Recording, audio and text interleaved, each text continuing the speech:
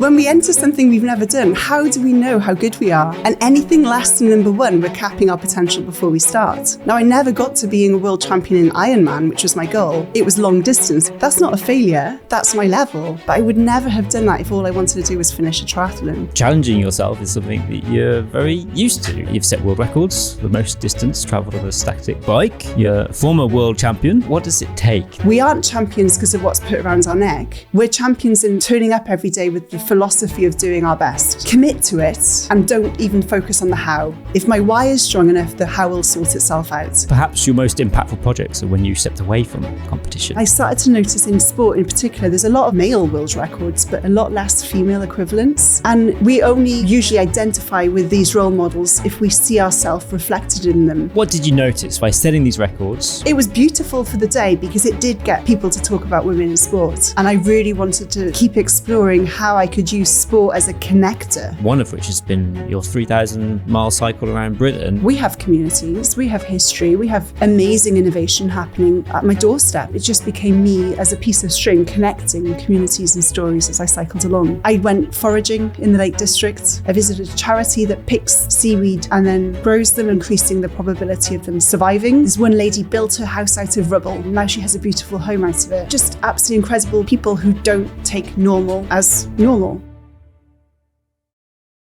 Thank you, Kate, for doing this. I know you've not been feeling particularly well in the last week or two from a very recent British adventure, cycling through February. Yeah, it's something I usually try and avoid until at least April, but the Green Football Weekend invited me along and I had to say yes because it's a great opportunity to be part of it. So what was this particular ride part of? I carried the football from one stadium to the other so they could play on match day at Green Football Weekend on, I think it was the 3rd of February. So yeah, 160 miles. Wow. And what's the Green Football Weekend?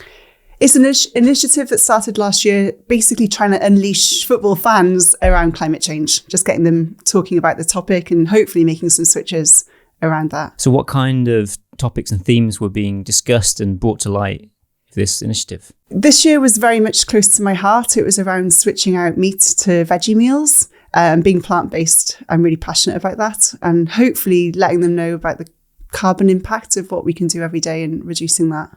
So Forest Green Rovers, they're one of the only or the first plant-based football teams in the UK. I think they're the only vegan football club in the world, actually. And they're just building a first ever wooden football stadium as well. So very innovative. And they've got organic fields. They're also trialling using the fan urine to water it. So they're really pushing a lot of innovative ideas out there. That's amazing. So the whole infrastructure of the building is going to be around its impact on the environment from every stage of it. Yeah. They've really thought long and hard. Obviously, all the electricity is renewable. About, I think, 20% of it's from the site. They've got biodiversity and like rewilding areas around it. And they push hard on their fans to, walk to the football or at least only eat vegan when they're there as well. Amazing. Is it Dale Vince, the founder of Ecotricity, which has funded this football team? Yeah, he's the owner. Amazing. So you rode your bike from Green Forest Rovers to Colchester? Yep. Across 2 days? Yeah. How was the ride? Well, it's quite a relative, it's easy-ish in the scope of it. 160 miles. I know it's a lot, but not for me. But I just struggled a lot because I had a lung infection and didn't know. And the cold was just sort of burning my lungs a lot. And with the fever and temperature, I just physically was challenged quite heavily. But it was made positive by the people I met. Like I had a little bit of a breakdown on the first day and I just started to cry because I think a lot got to me. And 2 cars stopped to check I was all right. And it just reminded me that people are nice generally. And even though we're faced with a lot of negative news and about polarization, most people do care about others. And that made me cry even more. That's nice to hear. It's also interesting to know that as a very experienced cyclist, you've done triathlons, you've done world record attempts on the static bike, you cycled circumference of the UK, that cycling is a practice and getting out there and having mechanicals and struggling even on the shorter rides is all part of the life cycle of cycling. It is. And it was the simplest breakdown. Like my chain just fell off the gears. Like it was a 2-second pick your finger up job that we're all taught from the first class we ever take in cycling. But it just broke me in that moment. So I just took half an hour to have a little bit of a whinge and a cry. How was the actual physical part of it? It is hilly. I don't ever want to disrespect any type of cycling, be a mile or 100 miles. But I didn't, it was just my breathing. Like physically, I felt fine. My legs were untired, but I just couldn't push hard on the hills. And yeah, it's funny how much we need to breathe. You know, we take clean air for granted. We take the skill that we do unconsciously without even thinking about it. But the second it's challenged, I really struggled. So I was averaging about 11 miles an hour, which just meant I was in darkness for the start and the end of the days, and it just made it a little bit more uncomfortable for me. Yeah, well done for getting out there, especially in the darker months. Cycling is not something that a lot of people like to do these kind of months of the year. So well done for getting out and challenging yourself. Challenging yourself is something that you're very used to and have spent large portions of your life doing various challenges or competitions. You've set world records, the most distance travelled on a static bike. You're a former world champion in triathlon. You've competed in multiple national competitions representing a country. But I guess perhaps your most impactful projects are when you stepped away from competition. Yeah, 100%. I mean, sport, I use it. People think I do sport because of the medals or because I like to challenge myself. It's not. It's because typically I'm struggling with something inside that I need to process. So for me, sport is very much an inner work, and I use sport as a distraction so I can quieten the mind and go deep within where I need to be. But yeah, I don't like comparing myself to others. I don't think that's a very healthy option to be. And I also don't like my best being judged and being superficial. Like it is instantaneous. Even world records, somebody could break them tomorrow. World championship is only as good till the next race. But something that we can do with ourselves that connects, that collaborates, gosh, that's forever, isn't it? So that's where I'm sort of pivoting towards in my sport, is that connection piece. Well, how did it all start? Because you grew up, you weren't necessarily in a competitive sporty world. Like some of the athletes of today have spent their teenage years, going to cycling clubs and doing drills and swimming drills and triathlon clubs. That wasn't your childhood at all. No, I mean, I was sporty. Like I was always told I was not the creative one, I was the athletic one. So I did gymnastics and I did the usual things that I think kids do. But as second it got a bit interesting, or I showed potential and I had to be serious, I stepped away from it. So I was actually junior national champion in javelin, but it was completely accidental. But that was when they said, you can't play tennis, you can't play lacrosse, you can't go swimming. And that's when I went, well, I don't want to do javelin anymore because I want to do everything. So I did have it in me. But yeah, it was in my 30s where I started to get a little bit into the realization of my potential and stop playing small and realizing I could take the joy with me even if I went a bit harder in the sports I was doing. So what unlocked that within you to try and start going down that path to do triathlons? It was trauma. I had a very tumultuous 9-year relationship that fell apart 6 days before our wedding. And I realized looking back in that moment that gradually and over time, I'd believed the things he was saying about me, that I was worthless, that I was nothing, that I was incapable of managing my business or being anything bigger than what was his partner, basically. And I just needed to put me back on the map, on my to-do list, like move me ahead of the bills or the work or the dog or my friendships. So sport was a selfish way of putting me first and start exploring what I needed to do to start liking myself and healing from that 9 years of quite toxic relationship. And it's a place I can't hide. In work, we can be busy and move things around, but we'll never know if actually it's moving the dial. But in sport, if you don't run, you will feel it the next day. You know that you can't do that marathon or whatever you put yourself forward to. So sport is a very selfish way of making sure that we honour our word. And that's what I was using it for. And in honesty, I was a little tired of living beneath a glass ceiling. I didn't know my potential. I'd been told that I was less than what I'd ever tried for. When I met this guy, I wanted to do an Ironman, and he convinced me I was only good enough for a half, and that's all I did, a half Ironman, which is still great, but it's not my goal. I compromised. So when I started to do sport after our breakup, I went, I have to start aiming to be number one, because I just need to find out my level. So I aimed, even without running a mile, I was like, I'll be a world champion in triathlon, because that's where I need to aim to find out how good I am. Otherwise, I'll always compromise for the rest of my life. That was always an aim when you first started. Yeah. It was quite a joke in the village I lived in. Where does that come from, to have the audacity to set such a high bar? Not just say, I want to finish something, finish a half Ironman, finish an Ironman, but actually aim for the very top band. I'd like to say it was naive innocence. It was definitely not egoic. But again, when we enter something we've never done, how do we know how good we are? And anything less than number one, we're capping our potential before we start. So I had to aim to be number one to find out my level. Now, I never got to being a world champion in Ironman, which was my goal.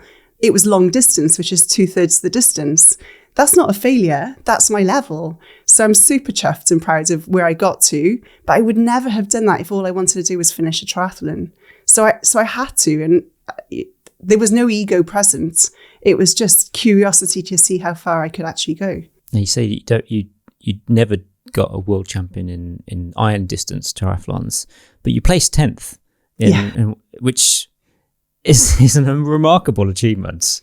Yeah. Was that your first Ironman? I think it was. I was running a 3:45 marathon at the end of it. So as you know, it's a 2.4 mile swim, then 112 mile bike ride, and then the marathon. And that was I was running 3:45, but I kind of knew I wasn't going to podium. So I was like stopping to chat to my friends and high-fiving. One of my friends was struggling, so I sort of ran with him for a little bit. So I wasn't really taking it seriously either, but yeah, having a great time. So what does it take then to be a world champion? Was this a real hard graft in your daily routine? So just to contextualise, I'd obviously just gone through quite a messy breakup. In Australia, because of the laws, I lived in Australia at the time, we were de facto married. So we still had to go through the process of a sort of divorce, separating our assets, and we owned a business and a property together. So that took 2.5 years. Because there was no money, he also emptied the bank balance. So I was working 7 days a week in our business, which was a guest house and restaurant. So I was working about 10, 12 hours a day. So I was fitting in the training at 4 a.m. before the breakfast shift, or at 8 p.m. at night after the guests had arrived. So I had 101 excuses why I shouldn't even try. But I decided to commit to that path. And it's funny because if we're driven big enough by emotions, the action then doesn't need the excuses and the reasons, because it's not about being reasonable anymore. It's just about doing what the plan says.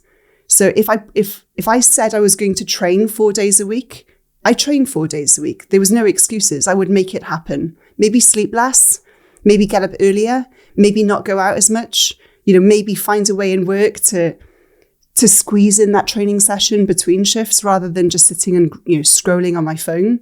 But it was just, I promised to do it, and I had to bring the world of my actions and excuses and reasons into the world of the words. And there was no wiggle room for anything other than just doing what I said I'd do. Is it a case of just having this as number one priority and knowing that you could fit other things in afterwards? The priority was just what I said I'd do. And I said I would run the business, separate from my partner, and be a world champion. I didn't prefer any of them. I just had to make it work. So each week I would then map out my 7 days, and I would just not think about, I'm going to be tired. We have no idea how we're going to feel. We have no idea our potential or our capacity either. So I just did what I said I was going to do. And I just had my big rocks in my life and made sure that each one of them was honoured without choice or preference. But I couldn't drop them either. The rocks you mentioning, is this the rocks, the pebbles, the sand analogy? Yeah, I know it's cliche, but it works, Picking our biggest rocks and making sure that always comes first. It does work. So why not just use that simple tool? I guess I should explain for those who don't know is there's like a jar analogy, right? And you can fill it with rocks, you can fill it with pebbles, you can fill it with sand. But if you fill it all with sand, you'll never have space for your rocks and your pebbles. So you need to work out what are your pebbles and what are your rocks in life, so that you first fill your jar with the rocks, and then the pebbles can fit in between, and then the sand can sprinkle in and fill the rest. Yeah. So in this case, your rocks was your business, separating from your partner and that process, and then your training for your triathlon. Yeah. Yeah, and everything else, with all the love I could muster, all my friends, they knew they were very big pebbles, but if they wanted to be a part of my life, they needed to find a way to support one of my rocks, be it make a bed with me in my guest house, or when I went for a run, they'd cycle next to me, but they realised that they were second in my life for that section, and they could see why, so they got behind it, fortunately. And in the training that you were going through, did you have the feeling that actually you were very good and very competitive and were actually capable of becoming number one in the world? I never asked those questions. I don't think it matters, especially in competition. It's so subjective in that moment. And I don't know how other people are training as well. So instead of obsessing over, is so-and-so running faster than me in training, I just did my best in those moments. And at the end of the week, I also released any training that I'd missed, because it was inevitable that some parts didn't go to plan or I had to stop early. So each week I did a sort of reboot to make sure I could learn from it, but also not carry through any grudges or, guilt as well. I've always struck by people who train for triathlons. You have your three disciplines: you're running, you're swimming, you're cycling. It's a lot. They're three different sports themselves in their own right. How you manage a training plan that makes sure that all three of them are getting the time that they deserve. Because inevitably, everyone's going to have a weaker discipline or stronger discipline. What advice, what tips do you have of how to maintain that you're not giving too much time to one discipline where you can be picking up on another? I'm not the greatest to give advice on that, because originally I just started running. I mean, you don't have to be fried to work it out. Like, I was going through a bad breakup. I took up running, so I was probably running away from my problems. And it became very clear that I'm an overtrainer. So I was training for a marathon, so I'd be running 50K. That is not the way to do it. So I actually hired a coach to work with me, because I needed someone to actually pull me down to do the minimal rather than keep overtraining potentially. But for tips, I mean, it's applicable to anywhere really, not just sport. Sometimes we focus so much on what we're doing poorly and try and get that marginal gain. And 80% of our time goes to an extra 3 minutes off in the swimming pool, for example. We forget that our peak or our best sport or discipline is getting ignored, and there's a lot more win there. So I just focus on what I loved doing and followed my passion. So that's what I'd suggest people to do. Like for me, running, it's like freedom. Running is we're mostly in the air. So I always called it my fly time, because 70% of the time my feet aren't on the ground. And that's when I could really let go, metaphorically and physically. So instead of trying to get a little bit better in my swimming, where I was pretty average, I just focused on being the best in running, which is what really saved me. So I just focused where my passion was. So that's the advice I'd give to anybody. If you love cycling, cycle more, because that's where you will be your greatest self and be in a better mental space for the harder disciplines as well. Mm-hmm. Earlier you mentioned you living in Australia. You actually competed on a national level for the country of Australia. So despite the Welsh accent that people can hear, you actually were sporting the Aussie kit. I was in green and gold. So I moved over there with this guy I was telling you about and became an Aussie citizen. I did ask to compete for Britain, but they said that I hadn't qualified, even though I was reigning world champion. So I couldn't wear the British uniform, so I just stuck with the green and gold. So how did that make you feel, like representing Australia? Which is you weren't born there, but you just moved there. Yeah. I lived there for 9 years. I think wearing any kit for any country is, for me, it was just hugely.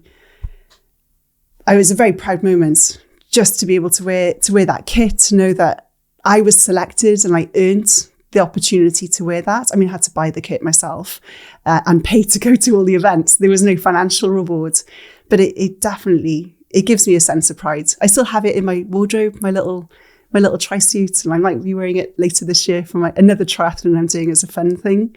But yeah, it does put a huge smile on my face when I see it.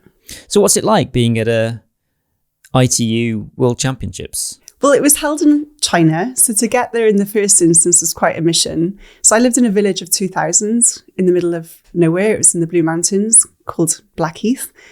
And I was still working 7 days a week. And finances weren't in abundance. So for me to get to China, there was a question if I could even do it. And even though my background is engineering, I think I'm a little woo-woo as well. So I just thought, commit to it and don't even focus on the how. If my why is strong enough, the how will sort itself out. So I was like, I really wanted to go to this World Championships. I felt like it was a real beautiful completion for my healing journey. But I didn't know how I was going to get there, how I'd be able to finance it, how my business would be able to survive without me being there for a week. But miraculously, the village crowdfunded. They raised money for me to be able to buy my ticket to China.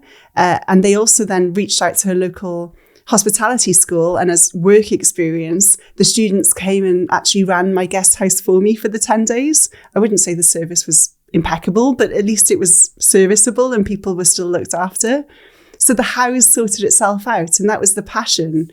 People at the beginning of my journey, with honesty, they would laugh at me huffing and puffing up and down the street when I was running. But by the end of it, they could feel the passion. They could see the improvement, how my shoulders weren't hunched. I was actually running with confidence. And, there was something in me, a lightness in me that they found attractive and wanted to support and be part of. So me getting to the World Championships took the whole village, basically. And arriving, it was completely surreal. I was the only one without the off triathlon kit. So I wasn't given the T-shirts because I was such an unknown. People had been competing for years and years and years. And I had qualified only, I think, 8 months prior. So I was very much new kid on the block for this sport. And to hear and see some very, very fit people, some people I even recognized from the TV because, they're professional. And to be standing next to them was just so awesome. But I needed to keep dropping the fear. Like I needed to race my race and let them race theirs. I didn't know how they trained. I didn't know how I was compared to them. And it didn't matter. I was there to be my best, not their best. But I do remember just before I raced, there was a TV crew and they were interviewing people. And I think I was one of the last people they got to. And they said, how do you think you do?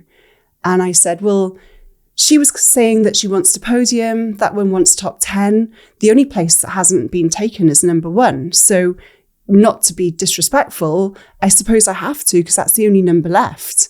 And it was done quite humorously, but it did stay with me. And that's actually what happened on the day. I raced, as I said, the swim was quite mediocre. It was a 4-kilometer swim in quite polluted waters. I exited neck and neck with this Brazilian lady in the same age group as me. And I could see quite a few bikes were out of transition. So I knew I wasn't first. But again, it's shake it off, let it go, be in the now. Don't focus about the fear of slowness in the past or the anxiety of not catching them in the future. I cycled my 2 loops of 120 kilometers, enjoying the atmosphere of China. I'd never been there before, and to hear them playing their drums, they had their Chinese dragons in certain corners. It was exhilarating. And so I was there to enjoy it. And again, I could see some bikes in transition when I arrived, and it was a very hot day. I think it was about 28 degrees, but 60-70% humidity. So very, very tough conditions. And again, just enjoying the moment. I could see some children and high-fiving them, making sure that they enjoyed the day as much as I did, and raced with lightness. And yeah, there was a hill, and I love running. And I knew that some people were fearful of this one hill we had to run 4 times. So I thought I'd just use that as the point to double down on my joy and play a few mind games. So I could see ahead of me somebody who I thought was in my age category. And I just sat behind her until the hill. And just as the hill arrived, I pushed up halfway round, turned around and went, are you having as much fun as I am? And then carried on running up the hill. And I could feel her mentality just shatter behind me as I ran ahead. Bit brutal. What games? I had no idea, Kay, that you were such a mental manipulator. in the competition? It's the edge. I just had to find the edge, and I was genuinely enjoying myself, but thought maybe I need to tell people more about that. I did burn a little bit out the neck just around the corner, but she didn't see that. Right. That's fine. But I finished, and I was held in a waiting pen sort of thing for a good 10 minutes, and no one could answer my questions because I didn't speak Mandarin and they didn't speak English. But I actually won my age group by, I think, 15 minutes. So somehow in that run, I was able to push myself forward above and beyond most other people could run at that pace. And yeah, I was number one in the world for my age group, which was it was amazing. You're a world champion in your age group. I think it was 35 to 40, which must be a very competitive, because most athletes are kind of probably peak. The professionals maybe a little bit younger, but really you're still a really prime condition at that age. Yeah. It's a highly competitive field to be a world champion in. Yeah, very much so. And my parents were there as well. And my mum kept saying, I don't know what this means. I can't believe it. And I was like, albeit it's plastic, here's a gold medal. Can you believe it now? This, your daughter is number one, but I can't believe it. What does it mean? So it was amazing to hear the difference in mindset, that this is somebody who lives in reason, and I love my mother lots. And this is someone who lives in potential, which was me, and managed to achieve something that my mother couldn't even fathom. What does this say about people who don't realize they have potential within them? Because you went on a journey to unlock this potential. Yes, you aimed for number one, but actually never really realizing that you could be until you did it and tried and were successful. I think all of us we live way below what we're capable of on many levels. Like, we settle for mediocrity in our relationships, in where we live, in the jobs, in our sport, in our delivery of communication or anything. I just don't think we're taught to push ourselves. We're programmed. I do get that. That's our lizard brain. We're told to stay comfortable. We're told to be small. We're told to not be seen. It's pushed out of us and unfortunately untrained in us to have confidence. We've been told that if we aim to be number one and we tell people, it's egoic, it's rude, it's, how dare you? Who do you think you are? The tall poppy syndrome. And it's a shame. I'd love more people to tell me that they want to write a book or break a world record and not do it. But at least try, because who we become by committing to a scary, publicly facing goal is the magic, less so than the goal. That's a great point. And the kind of act of doing something and failing can actually inspire so much growth. We'll come to this, because I think that you've got a really great example in your life of this. I've got one or two potentially, or perhaps many. Yeah. But before we move off off your world championship career, what was it like actually going back home to where you were training, and people then saw that you had become a world champion? I mean, I still had the grind. The other two big rocks in my life were still very present.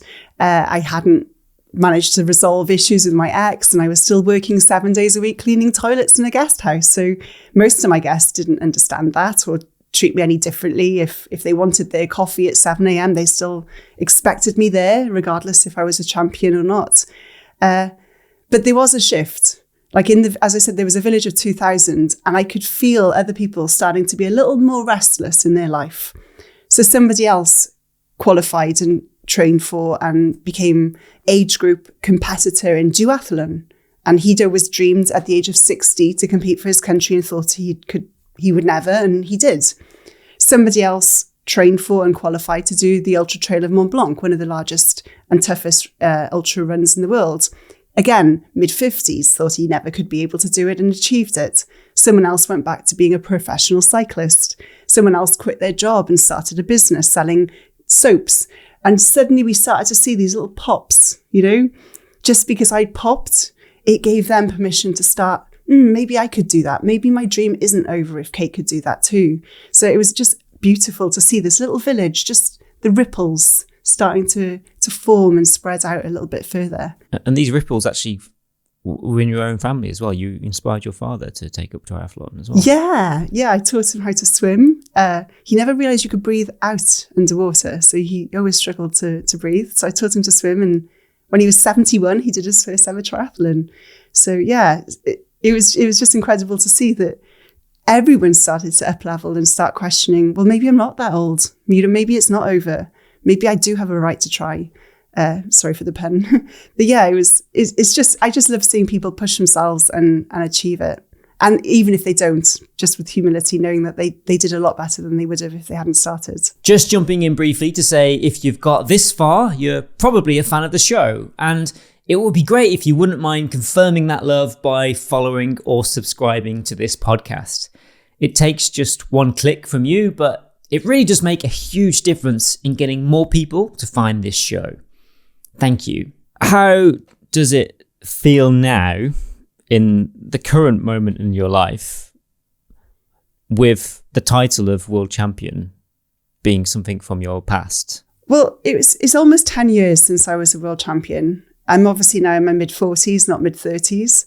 The thought of doing the training I used to do, I have no idea how I did it. But again, I'm focusing on the how, because my passion of triathlon has been lost and my why is a little weaker. I'm very proud of who I was back then to achieve it. I don't associate myself with her anymore. I have moved through that. But the thought of running 2 marathons a week in training and cycling 350k just fills my heart with dread. Like physically, I think I'm a lot more creaky. So I don't think I could be able to physically do that. But again, that's my limitation of today. Maybe I do need to do it to break that limited mindset belief. Mm-hmm.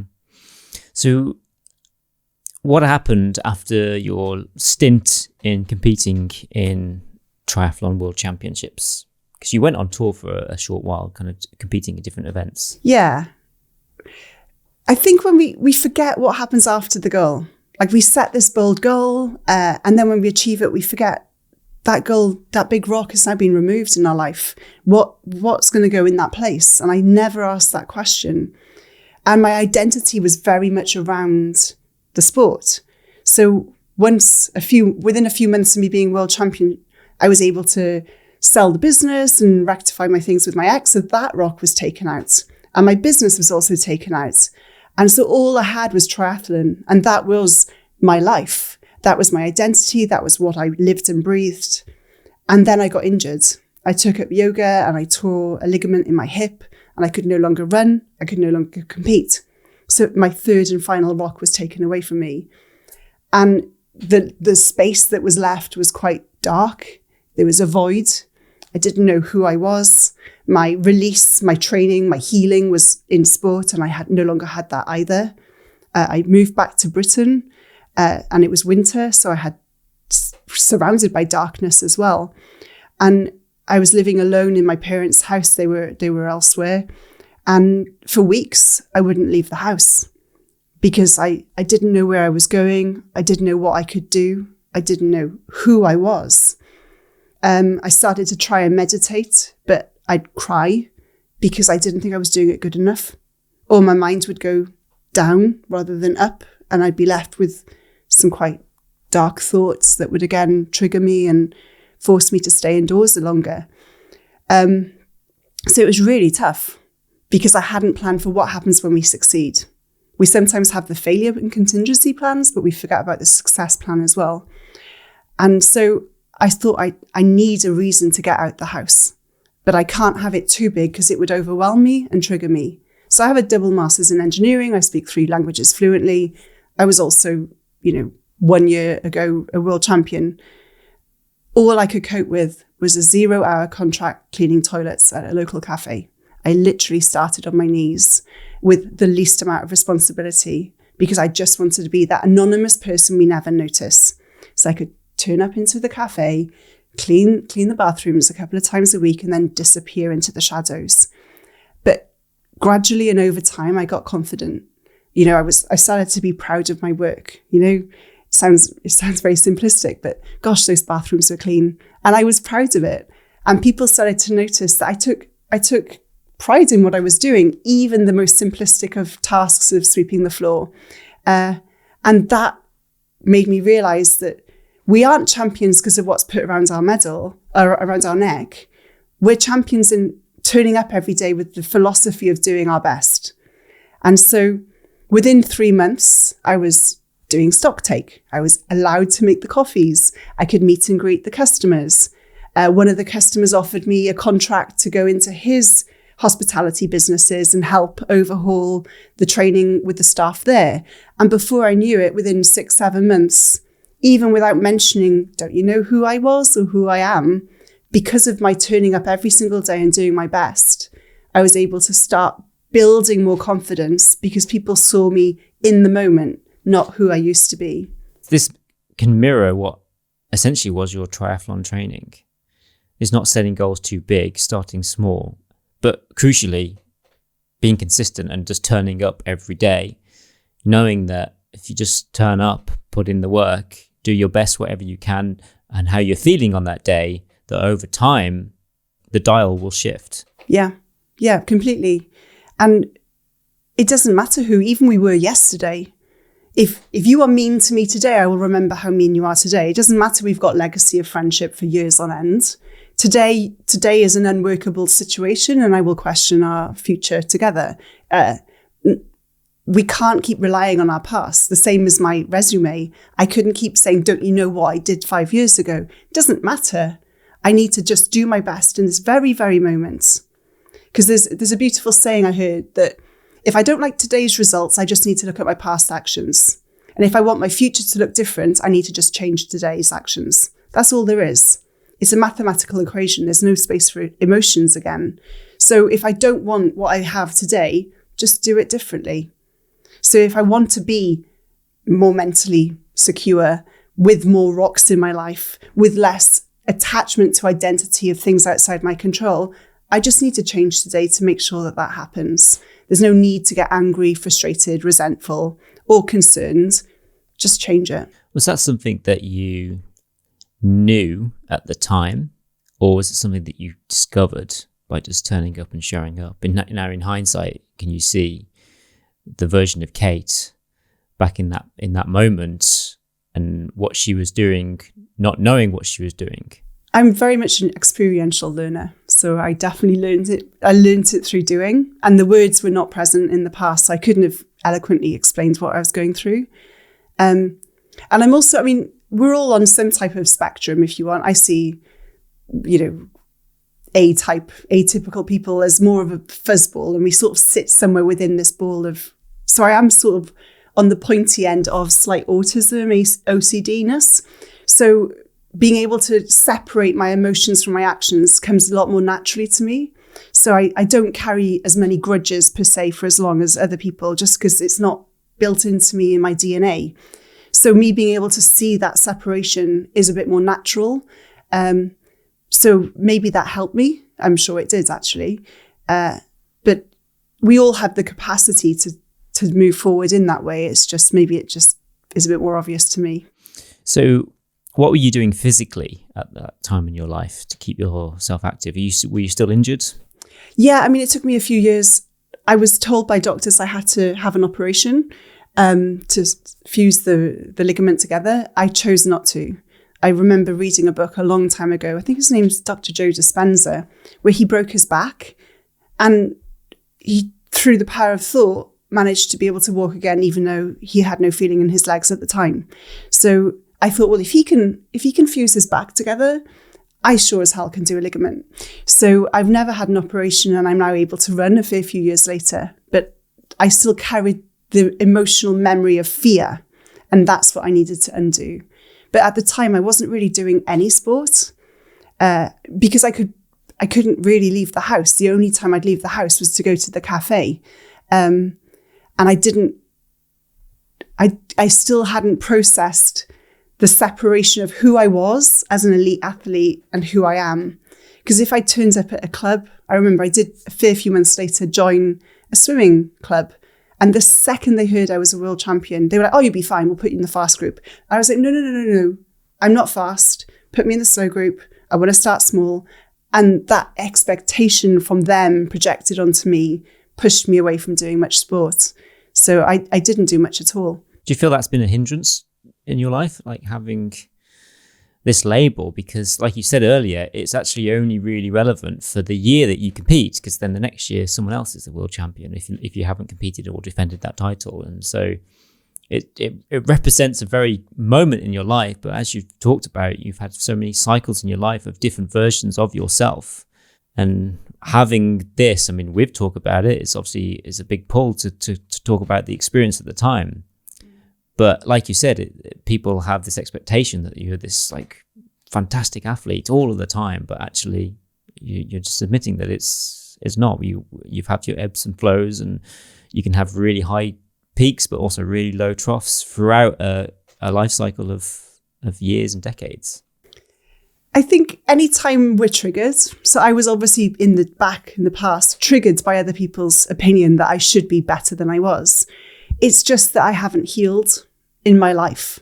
So now if I get triggered, or if someone says, oh my gosh, you'll be amazing at this, or you should be cycling faster, and I react, I know that there's something in me that I need to like emotionally work out and process. So now I really don't give a shit.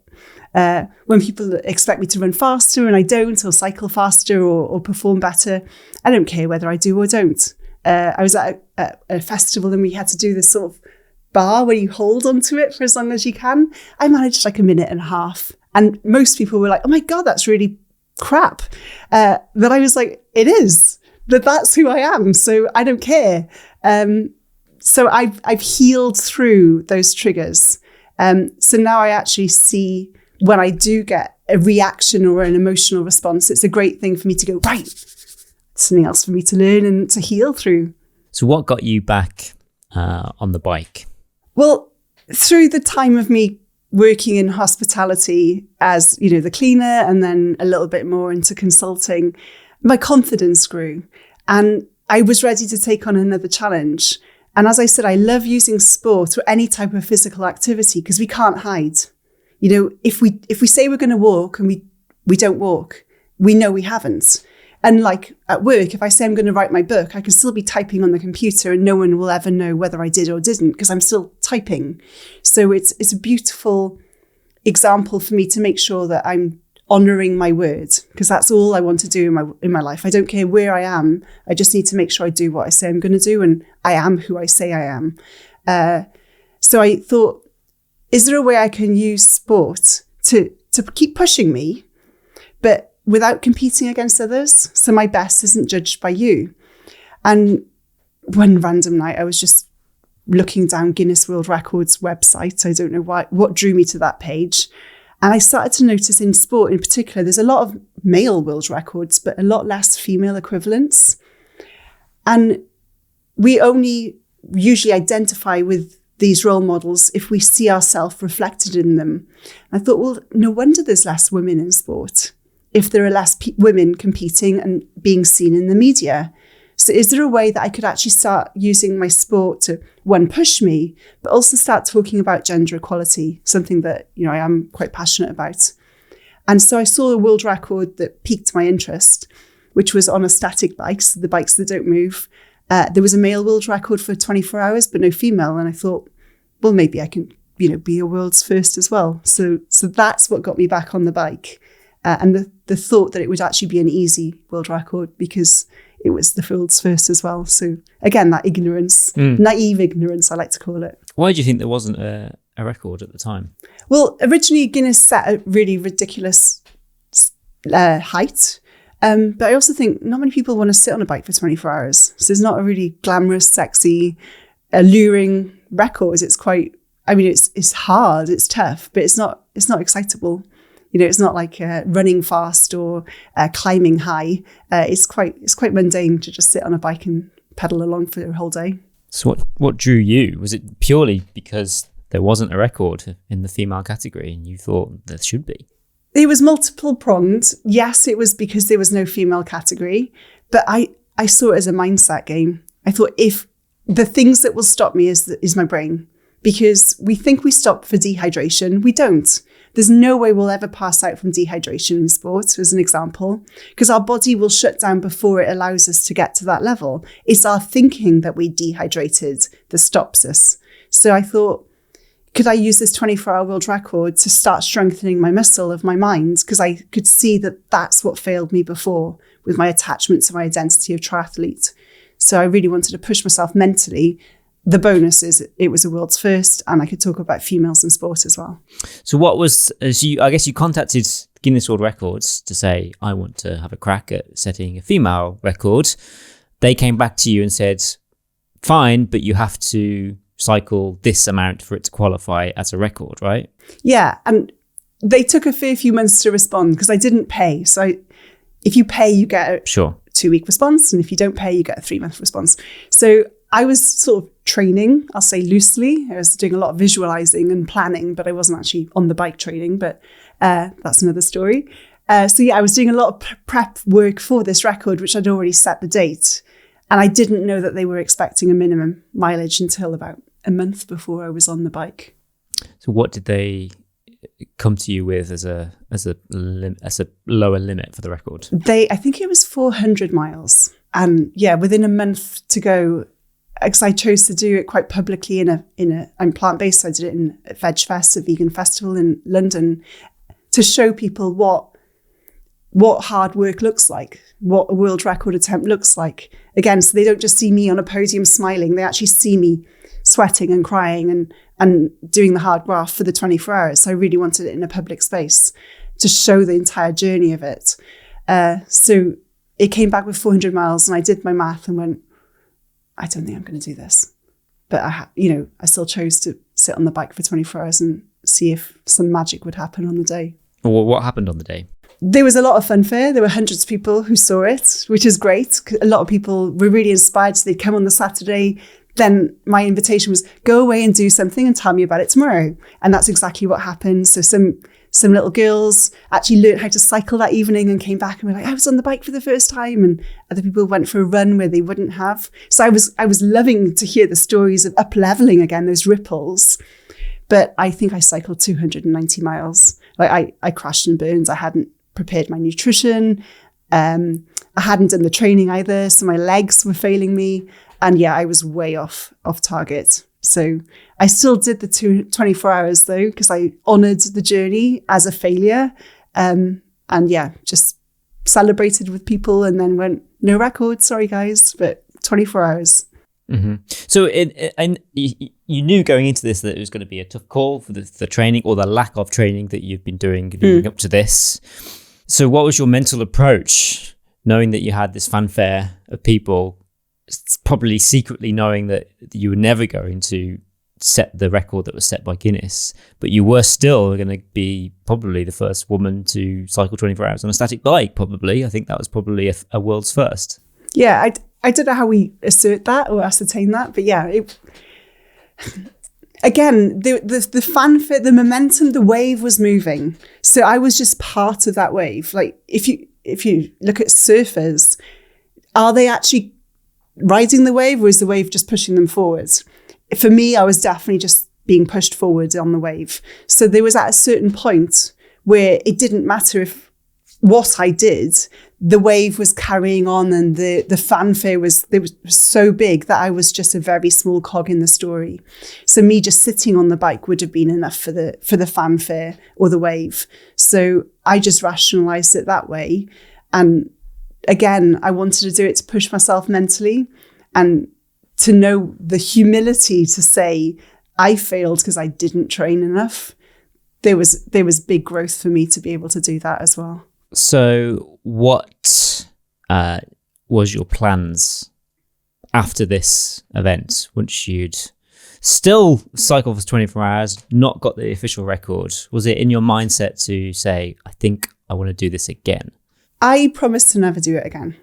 I put a call out, I think, on social media. At the time I was on Twitter and just said, should I do it again? And the vast majority of the people, all 7 of my followers, responded with no. So don't, you did it once, you got what you needed to, you got your lessons and your growth, move on. And I was very at peace with that. That was around 2017, I think, in timelines. Mm-hmm. But I don't like incompletions. And I also don't like that I didn't do my best. As you remember in triathlon, my journey was always to be my best self. and I knew I hadn't delivered with my best self. So it was, albeit a small haunting, but it still would come up in my thinking every now and then where I was going, yeah, you did it, but you did it mediocrely. And people were proud of you, but you weren't proud of yourself, Kate. So it did come up in a few little dark moments where I just went, I could have done better. So I was ready to revisit it in 2020, about 3 years later, just to make sure that I did myself the best service I could. So what went into, I guess, what did you change leading up to this to make sure that you felt that you could have the potential to set the record? Well, at the time I was nomadic, so I still am now, but so I didn't have a house. So I invested in kit I could take with me. So I had a little trainer that fitted on my bike. Before I didn't even have that. I used to have to go to the gym, which was another barrier to training, because if it was cold and wet, I didn't want to walk to the gym. So I removed as many barriers and excuses as possible with my kit. And I also hired a coach. I realized I didn't have that external accountability for my physical training. So I got a coach to train me.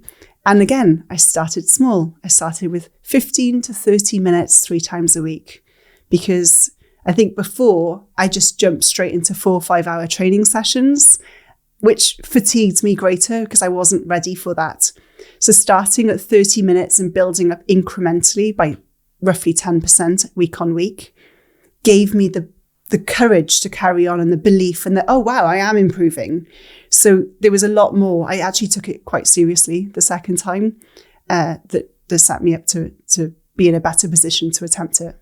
What did it actually take, though, to be ready on the day? What was like the lead up bulk training that you were focusing on? Was it just spinning the legs a lot? Because 24 hours, you don't need to be fast, and you just need to have the muscle strength to be continuous. I did do some strength training, but again, my reps were over 5 minutes of pushing hard at 80% ability, rather than pushing at 105 for 10 seconds, 105% to 10 seconds. So I did try and create different gears in my repertoire, if you want to call it that. But yeah, it was mostly endurance.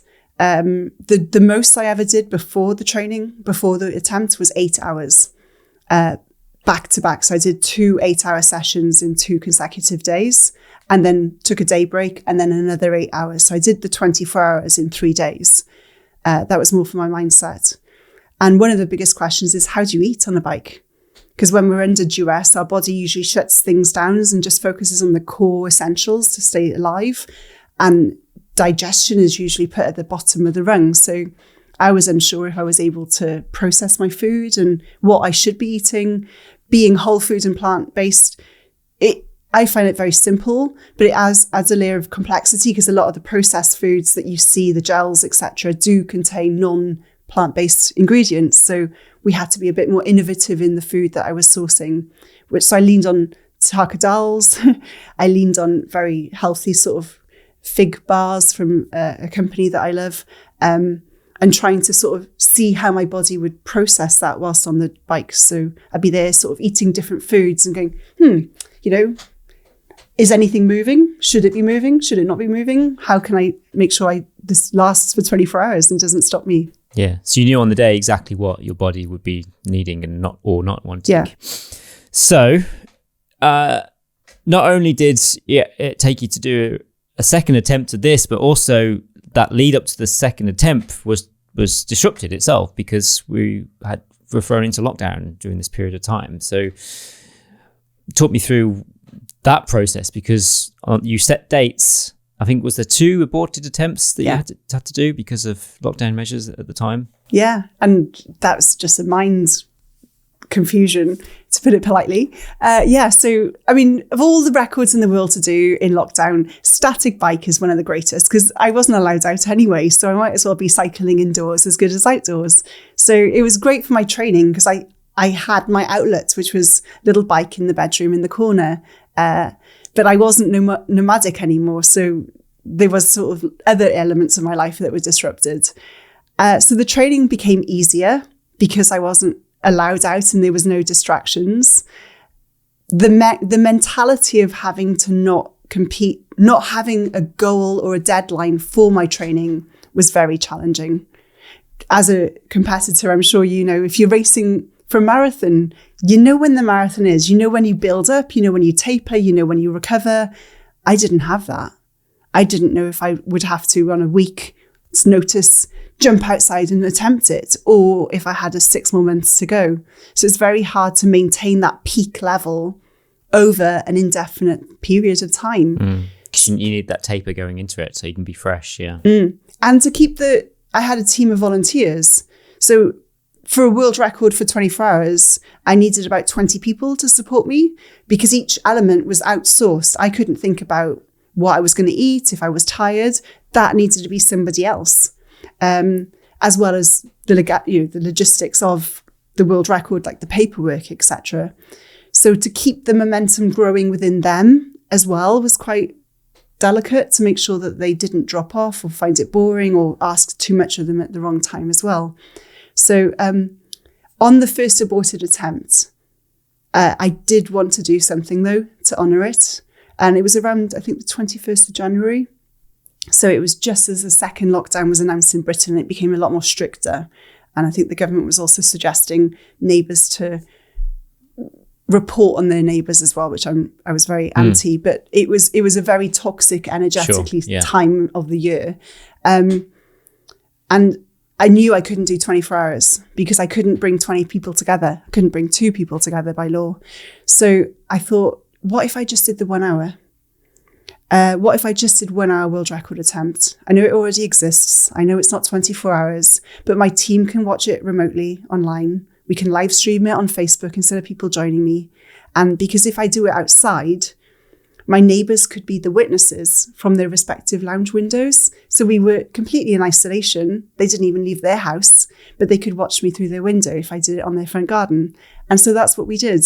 And it was, again, a shockingly cold day, but it was a way of celebrating. We'd all worked together for a year for this one day, and fine, the climax wasn't as great, but at least we were doing something to celebrate it for 60 minutes.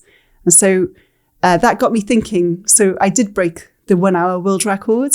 So I think I cycled, it was only 24 miles an hour, so not massive, but still quite challenging. And it got me thinking for the next one, well, if I can do 1 hour quite well, and I'm training for 24, well, why not put them together and also put a 12 hour in the middle as well? So why not break the 1 and the 12 hour records whilst I'm doing the 24 hour records at the next time? Okay, so I can only imagine there's a big difference between breaking a 1 hour record and a 24 hours. 23 hours. But in terms of the effort level that you put in. Yeah. Because you could 1 hour of pain, but if you did the 1 hour of pain, then you've got 23 hours still left of cycling to set. So I could understand if you separated them and did the 1 hour one as an individual event, and then you came back another time and say, right, now I'm going to do the 12 and the 24. But you decided to do the 1 along with the 12 and the 24 on the same time. Yeah. Again, we don't know what's capable until we try. And I love pushing myself mentally. And it's not just the physicalness of training for that peak of 1 hour and then having to sustain another 23 hours on the bike. It's also the mentality of having, of all of the complexities around that as well. But I just love seeing what's possible. And again, I'd sort of surrendered to the idea of failure. And if we're not triggered by something, if we're not resisting it, and it doesn't hold energy around it, I didn't care if I got it or not, because I was getting what I wanted, which was to talk about women in sport, to talk about pushing barriers, to talk about volunteers and team and support and community. So I was getting exactly what I wanted. The records were sort of a superfluous or an extra bit to the story. But you did set the records both in 1 hour, 12 hour and 24 hours. You actually did surpass the limit that Guinness World Records had set. So what was your 24 hour distance? 433.09 miles. That's a staggering distance. I think I saw you say that it was the distance between London and Aberdeen. Yeah. Yeah, indeed. So well done. Thank you. And obviously I'm here with a huge smile on my face because it was amazing to look back, but my golly, was it hard. Oh, I cannot actually fathom the pain that you must have had, both through your legs, but also on your backside, sitting on a static bike for the 24 hours, knowing that you had, a failure behind you as well, that you wanted to find some retribution for. I live streamed it as well because again, it's that public sharing of what the journey of success looks like. I'll share the gruesome details. You can cut it out if you want or not. So I didn't stop for number ones, which meant so there was a towel under me and a poor volunteer had to change the towel. So if I was sitting on a towel, I was peeing basically. But it also meant my shorts were wet and we hadn't thought of the complications of chafing. Sure. So within, I think it was 14 hours in, so I'd just broken the 1 and the 12 hours, we realized that my chafing was so bad, I'd actually split on both sides of my legs. So I had a physiotherapist there. So she had to glue me together. So we just got some super glue and stuck my skin together. So at least I was cycling on newish skin rather than an open wound. And as predicted, my digestion had also stopped. So she had to start massaging my bowels to move the food because I still needed to ingest for the fuel, but we needed it to move because I was just exploding. So she was actually massaging my bowels so I could pass and keep on eating for the fuel. And my lower back had seized. I'm hyperflexible, so I lock joints rather than muscles. It's a weird side effect. So she had that horrific massage gun. Have you ever had one of those? The one that basically punches you? Yeah. And she was doing my lower back pretty much consistently for the last 4 hours as well. So I was howling and crying. And yeah, it's a glorious, glorious experience. Would you do it again? For the right reasons, yes. 100%. Okay. So what did you notice by setting these records, by getting it officiated by Guinness World Records, having these 3 certificates posted to you afterwards with your name on, but also in terms of what it meant for women in sport? For the day, it did exactly and above and beyond what I could imagine. I was being interviewed for television and in radio. I had neighbours coming up to me saying, "Oh, we saw you. This is amazing. Well done, you." I was like, "Well, did it inspire you?" And they're like, "No." And then I'd speak to other people and they're like, "Oh, you did amazingly. I could never do what you did." And I was like, "But you could. Could you cycle 30 minutes? "Oh yeah, I can do 30 minutes. "Well, you could. Because it took me a year and a half to build up from 30 minutes. And if you can start at 30, you're ahead of me where I started." "Oh no, I couldn't." And so it was beautiful for the day because it did get people to talk about women in sport. But the ripple effect was very much smaller. Not many people, if any, actually could take what I had done and translate it into their life because it was too untouchable. The world record, the 24 hours, it was just too extreme. And so I was a little disappointed with that, with honesty, because I'd somehow separated me from other people and made me different in an untouchable, uncomparative way. So it failed on that level. And I really wanted to keep exploring how I could use sport as a connector, as that ripple creator, rather than that the sport of, "Isn't Kate amazing?" Because that is not what I wanted. Yeah, you wanted the focus to be less on you and more about the story. Yeah. And I appreciate we need to do things to create the space to talk about the story. So therefore there must be a little, like I'm here talking with you, not other people. So I do know the focus needs to be on me a little bit, but I didn't see the ripple effect. And I didn't see the people going, "Oh, well, I could do that." Or "That's inspired me to do this." And that was really missing for me in that story. This is something that you've worked to change in how you tell stories going forward. One of which has been your cycle around Great Britain. Yes. 3,500 rides across Britain, a little circumference going anti-clockwise around the country. The countries, because it was England, Scotland and Wales. Yeah. It started off completely differently. So this is a retrospective. After the world records, I thought I want to do something limitless. So I was more about the mindset of what I was doing rather than the people. I thought what's missing was proving that our brains and our potential is great. So I was originally going to compete in the Race Across America, which is supposedly the world's toughest road race, 3,000 miles from coast to coast of America. Then I was going to swim the English Channel. And then I was going to attempt to summit Everest. Because I thought it's the limitless that is missing. Maybe it wasn't a tough enough competition, my world records. And so I started to plan that out. And as you can imagine, there's a lot of cost involved. I'd need a team to fly over to the States, of 12 people. I'd need at least 2 or 3 vehicles following the entire journey, as well as then getting to Everest and the months of preparation for that. So we're talking about hundreds of thousands of pounds of cost.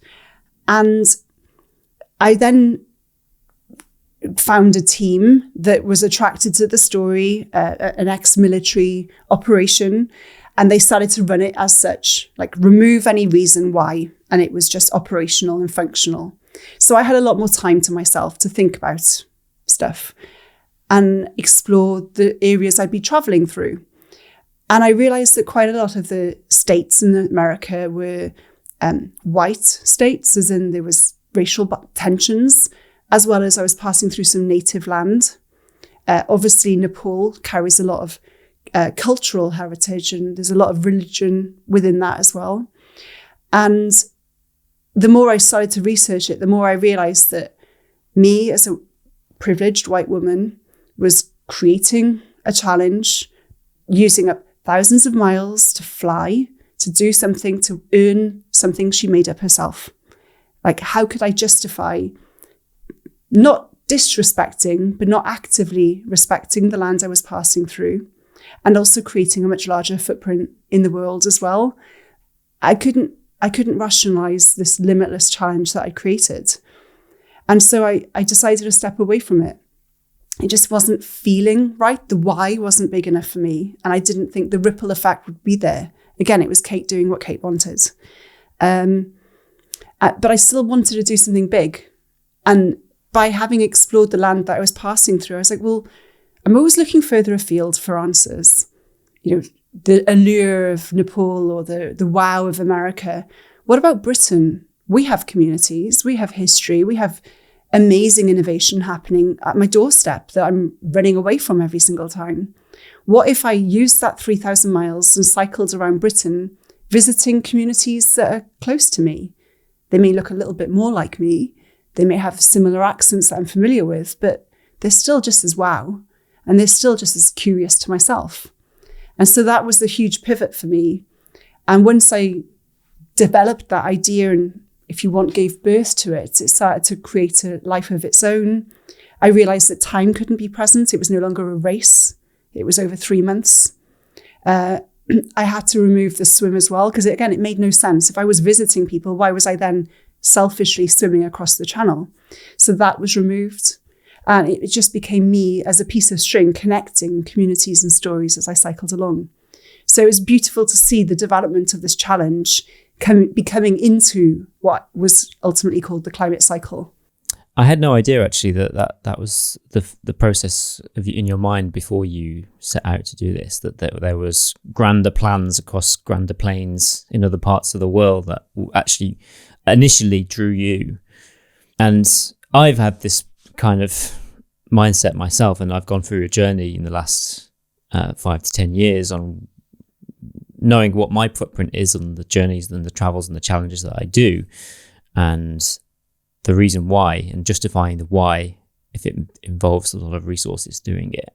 And I've certainly found a love for knowing that where I can, for a journey that involves leaving the front door, whether that's cycling to a train station to get on a train, to get on a ferry and to go to Europe, or whether that's just literally cycling off into the wilderness, doing a wild camping trip for a couple of days and then returning back home full circle. And I've definitely had a love for experiencing what's on my own backyard, because I know, even though I've spent time in many different regions of the UK, there's still so many regions that I haven't. And it feels like if I have this adventure mindset and this exploring mindset, that why am I trying to go really far when I haven't actually yet explored my own backyard? And I'm similar. Like, I'm a dive master. I used to work in Mexico and Spain and even Australia, diving in some of the most beautiful areas. I only knew a few months ago that we have coral in Britain. I never knew that. And I'm desperate now to find out where it is and go diving with coral in our own shores. We have such magic here that I've never even heard about. So we're always attracted to further afield, but yeah, we're surrounded by beauty and connection, as you said, right outside our front door. I'm so excited to talk about this. So we have so much to digest from this. You had an initial route, about 3,000 miles, connecting about 50 different community projects. Yeah, originally I lived the number 3, so it's 3,000 miles, 30 communities over 3 months, but it obviously grows. Right. So, I mean, how did you, first of all, what was the first aim? Oh gosh, what was my first aim? I heard you say that it was to inspire people to be more active for their personal and the planet's health. Yes and no. I mean, I know I'm very, what I call the pointy end of things. So when I do things, I go to the 1%er. Like, I'm plant-based. I have been vegan for 10 years. I don't even own a house. I don't have a car. I haven't flown for a few years. I'm very pointy in what I do. And I know that the vast majority of people don't live like me. And in the world of climate, I think we're told to be a good climate activist or to be a good sustainable example, we've got to be that extreme. And so I think the exploration for me for this cycle was, do we really all need to be like me? Or is there a little bit of an area where I can introduce a little bit of luxury and comfort without the guilt that I sometimes carry with it as well? So, well, what is the answer? Well, the answer is we need that spectrum. We do need the extremes. We do need the activists. We do need the crazy wild ones like myself. But we also need normality within that. So on an individual level, yes, we can all do our bit, but it actually comes from the government. It comes from the legislation. And quite a bit of what I do is because I proactively make it happen. There's ways that it could just be a default. So I'm starting to remove the guilt of individuality and putting the pressure higher up the food chain, if we want to call it like that. But we as individuals do need to find our voice within that and start vocalizing our discomfort, we don't like how it currently is. And we want more support from companies and government as well. How do we go about creating that change? Great question. How do we? I think through conversation. I mean, coming back to my cycle last week, originally I just thought I'm going to be carrying a football from A to B. What really is that going to change? Like, will the dial really move? Like, a middle-aged woman on a bike saying, go green, football weekend, yay. But it did. Because when I got to Colchester, I was talking to fans that proactively came to me to say that they didn't believe in climate change. And that my cycle, they admired it, but they saw no need or benefit from it. And it was wonderful because my first response was, well, you're talking to me and we're talking about it. So I think there's a change. Now, could you share why you believe what you do and tell me what you think is the answer? Or, do you like clean air? Because even if you don't believe in climate change, we all like to protect our health and well-being and access to water. So it gave me space to be able to have those conversations. So I don't know what the answer is, but we all need to start engaging in that conversation. I mean, if I have to solutionize, one simple thing is vote. There's a lot of us who are, disenchanted with our system. So what can one vote do? Maybe not much, but to show that we care about our voice and we're going to start making the changes could put a bit of fear up the chain, and they might actually start giving us a little bit more of what we want, whatever that is. Okay, so there, I guess, exists this spectrum in how we can approach our own impacts on the earth. Like you said, some people need to be pointy and be very extreme. Then there's others on the opposite end of the spectrum, which are the deniers and just living their world. Where does the middle group begin? Or how do you pull people from that dial in? What's the small change that you can help them understand? Is it about saying, okay, you might not believe the climate is changing, but what about the quality of our air? Or something like that. God, it's $1 million question, isn't it? Because again, it's about preventative healthcare. How many of us know somebody who's impacted by a preventable disease, yet we know that they're eating food or doing inaction that's actually negatively contributing to it? So it's unanswerable on the general level. But I would just say, ignore the red resistors. People who are very fixed in their mindset will never change, but they don't account to the majority. So we don't need to, just like my swimming, I'm never going to get faster. Just do your best there and let it go. Focus on where we can actually have that tangible difference, which, as you said, is that in the bell curve, the middle bit. We have to enjoy the journey. Okay, fine, I'm very extreme. I will make changes even if it's to my personal detriment. Most people will only make changes if they enjoy it. So we have to show the benefits. We have to show that you can still travel, you can still have fun, you can still have delicious meals, you can still go out and wear new clothes. We just need to have a different relationship with that. So, I buy secondhand clothes. That's what I'm wearing now, but I've started to allow myself to buy clothes. Before I wouldn't. So it's finding that area to say we can still do what we love. And it isn't about denying and suppression and misery and responsibility and burden. We can still have joy and light and fun within that. How do you navigate life and conversations, trying to convey a message that you're clearly so passionate about, when some people might agree with everything you say, but sometimes people don't like to be told what to do. It could sound like they're very preachy. And so what have you learned over the years on how best to have conversations with people but not feel like you're encroaching on how they live their life? It's a tough one, and I haven't got it right. There are some family members that don't speak to me and I don't speak to because I've got it wrong in the past, and I have come across as that preachy person, and it's damaged our relationship.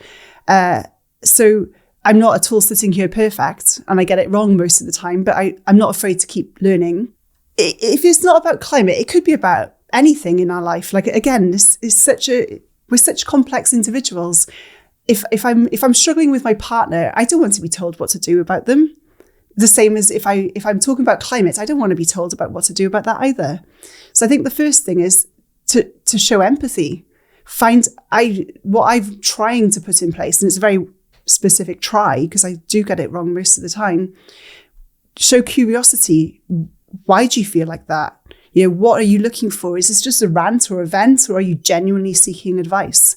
Can you tell me where that came from, that idea, or what do you think your barriers are? Like, curiosity first and foremost, and then empathy.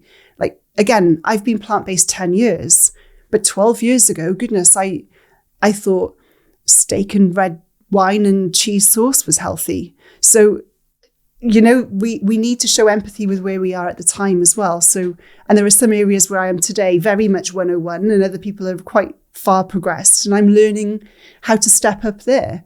So empathy, curiosity, and permission. I do ask people, are you asking for tangible advice, or are you just sort of talking into an ether? And if they don't ask me for advice, I don't give it. I do not like being told what to do, as you said. I don't like unsolicited advice either. So I don't give it. So those are the three areas I'm doing my best to be at. Though I'm human and don't do it all the time. Yeah, I think that you should never underestimate the power of just living your life the best that you can. Perhaps knowing that some things that you're doing might ripple out to other people. And so just by being that person who eats some delicious food, which just happens to be plant-based, or cooking your friends a good meal with some good plant-based food who may not be vegetarian or vegan, and just showing people that there's a way. Or whether it's about saying, actually, I'm going to go on a 3,000 mile cycle around Britain to discover what's in my backyard. That is sometimes enough to be like, isn't this amazing to find this story in this region of the UK, which I didn't know about. Wow, I'm now enthused and excited about traveling in the UK, whereas before I was thinking, I need to get out of this place and go far and afield. Yeah. And I did my best to challenge myself. So I stayed in small holdings who grew and ate the animals that they lived with. I did talk with farmers as well, like fishermen, as people that normally you'd think I would be against. And we're all wanting to live the same. We all want the same in life. We want, a certain level of base security and safety. We want to be valued. We want to be appreciated and loved. So, they choose a path. I choose a path. They're different. But the top level of it is we are the same and we want the same in life. And sometimes we forget that. We just see the differences. So I really wanted to stop in the cycle, the othering as well, this polarization. You're either with me or against me. Not really. There's very few people who are wholly with me. But there's very few people who are wholly against me as well. So we need to just sit in the middle where we find the yeses. One of the places you went was the Lobster Hatchery in Padstow. I've been there. I think it's a remarkable place. I encourage anyone who ever goes down to Cornwall to visit it. It's, for those who don't know, they work with local fishermen. Lobster's a very big part of of kind of food in that region of the UK, but they work with local fishermen, and if they ever pick up a female lobster who is got eggs, they take them to the hatchery and they do their very best to make sure the most number of eggs get hatched into living lobsters, which can get put back into the sea, which eventually will be caught and eaten. But it's about making sure they can provide a sustainable level for that demand in lobster. Yeah. And I think the percentages increase probability of survival from like 0.1% if they were just hatched in the wild to up to 20%, which is outstanding. So and I visited it, which I was actually questioned heavily by a few vegan friends because they're like, this isn't vegan. Sponsoring a lobster to subsequently be eaten is definitely not vegan. But it's meeting people where they are.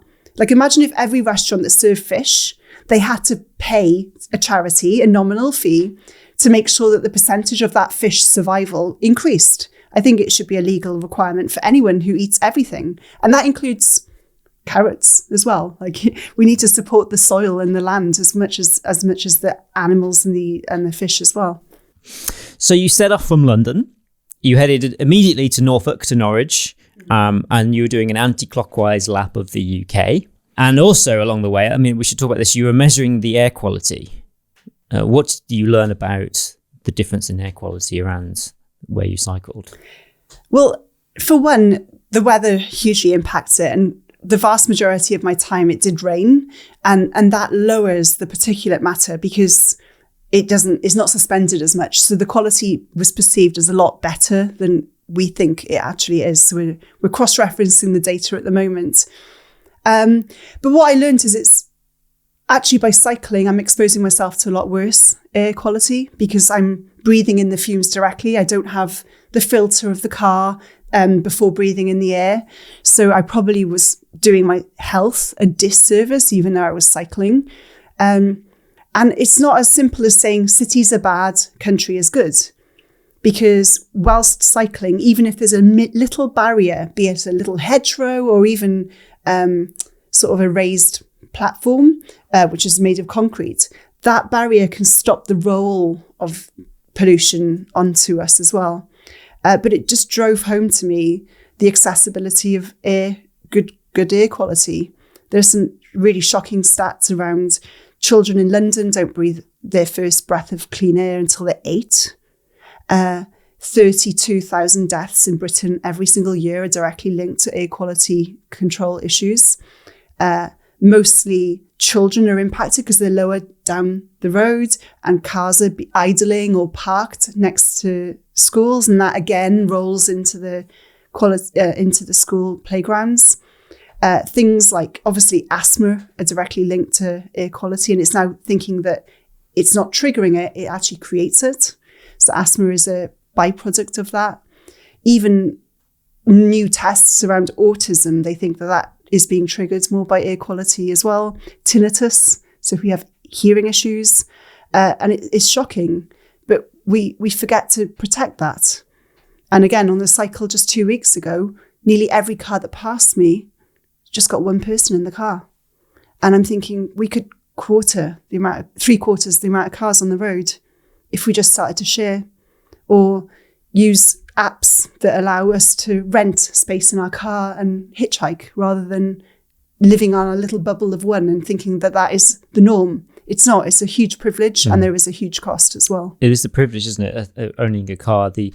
I'm speaking to a friend at the moment who lives in London who's been asking about potentially buying a car, and speaking with him and asking him about his usage.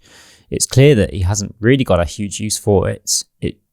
And the cost itself as well doesn't really warrant what it would do to rent the car for the times he wants to use it, maybe once every 2 weeks to go out of London.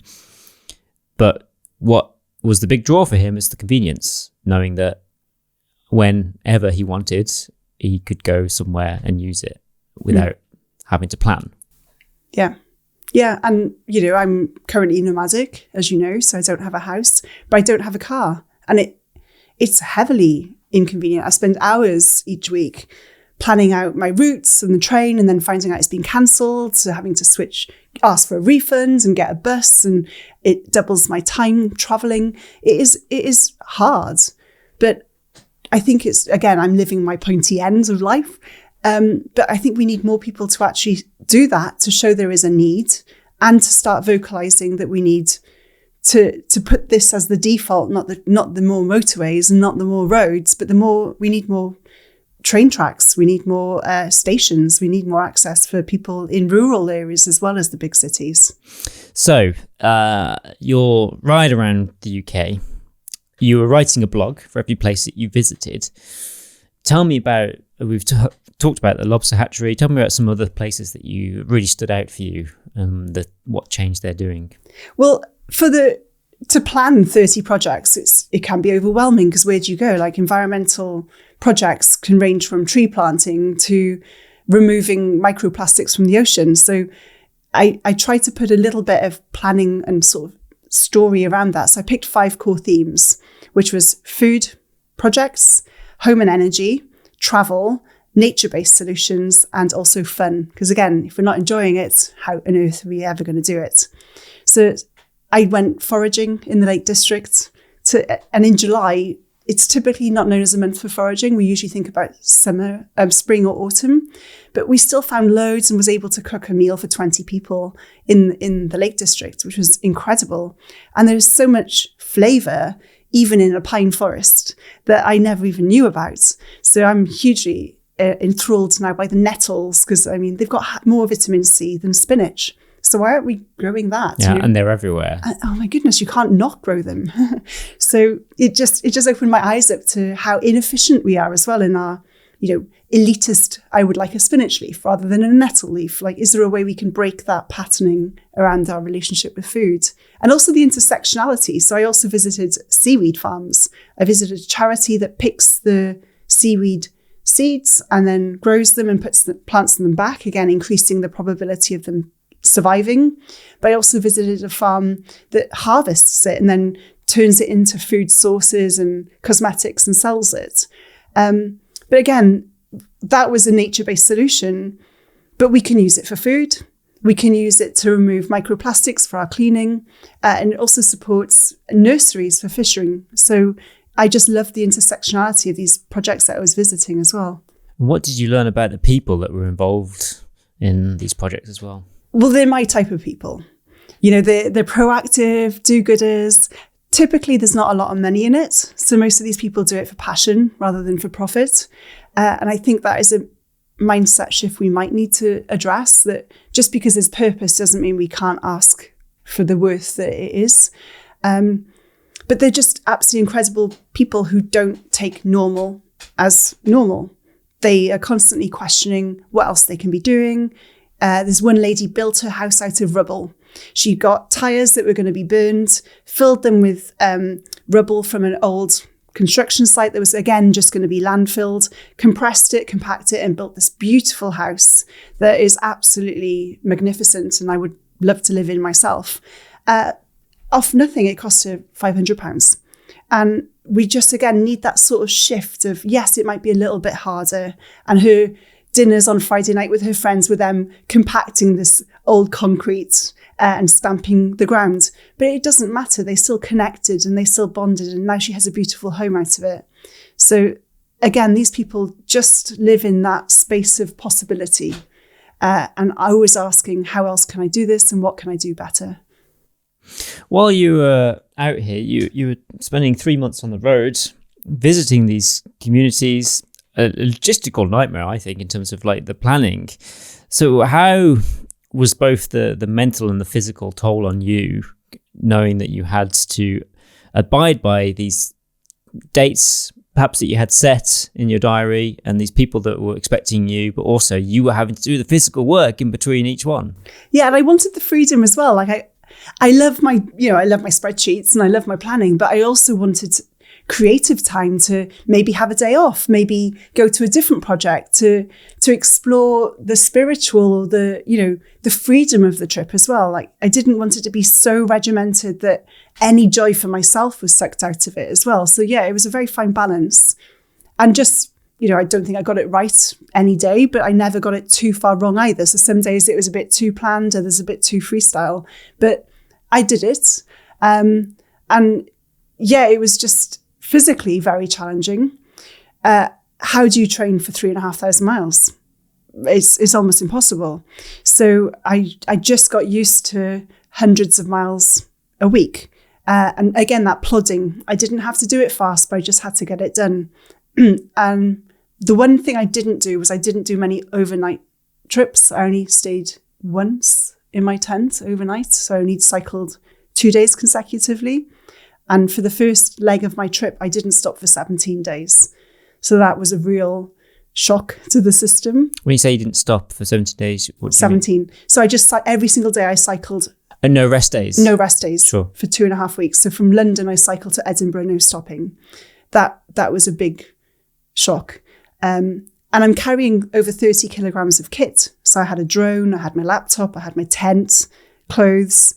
I carried far too many heavy things, but I thought I needed them. And my knees were hurting. So this is the first kind of multi-day bike tour that you'd done? Yeah. So this was really trial by fire.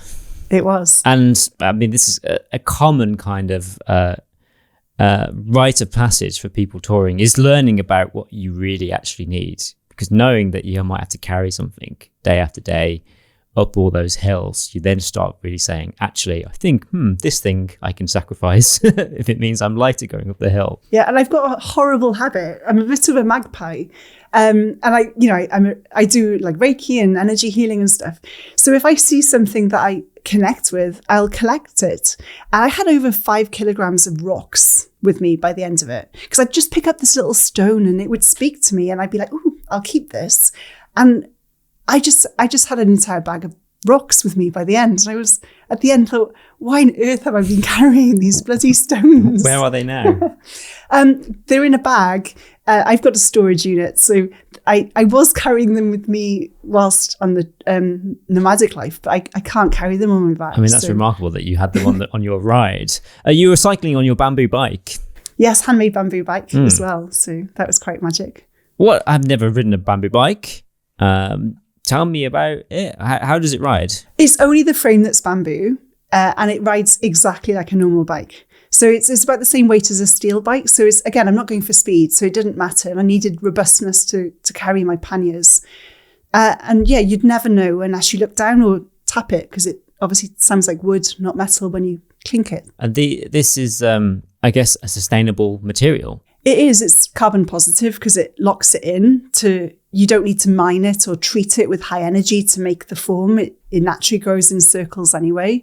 It takes, for the biggest circle of the frame, it takes about 4 years, but you can obviously make more than one frame out of that one piece. And I just loved it because it's got people talking. People would come over and ask exactly that. They thought originally it was just covered in tape and looked like bamboo, so they'd touch it and we'd start speaking about what I'm doing. And that engaged more people in the conversation. But I think it's also a nod to what we have to do fundamentally, which is we can't just keep doing a little bit better, like putting a recycling bin next to the regular bin in the office. We have to break it down to its fundamentals, deconstruct everything and say, right, this is the goal we want. This is the performance we need.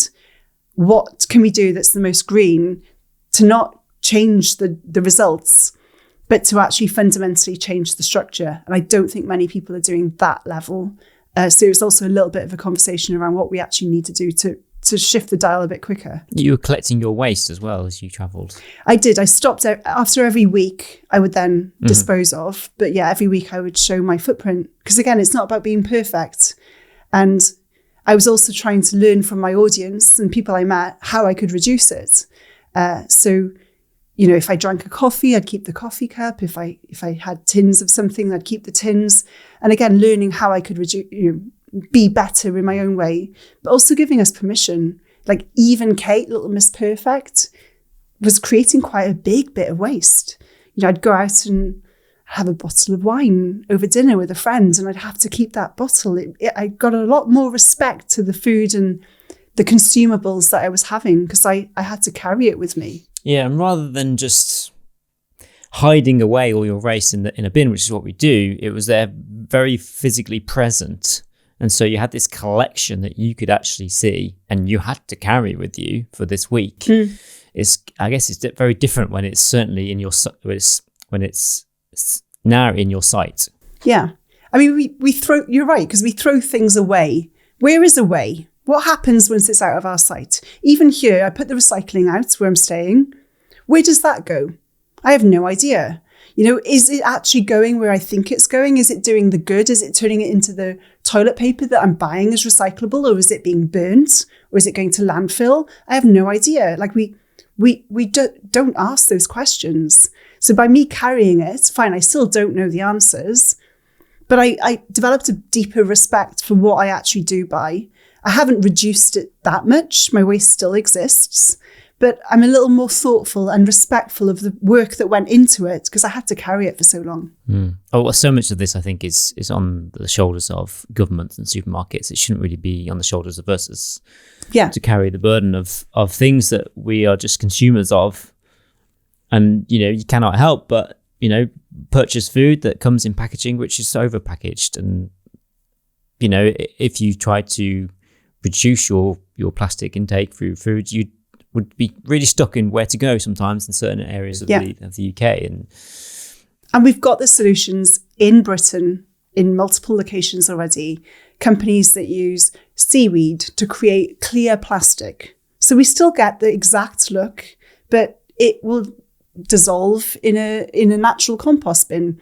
Why aren't we using that? Why isn't the government implementing that? You know, there's many other examples I can give you of using collagen from leaves for our cleaning products as well as our face cosmetics, where we're currently using microplastics.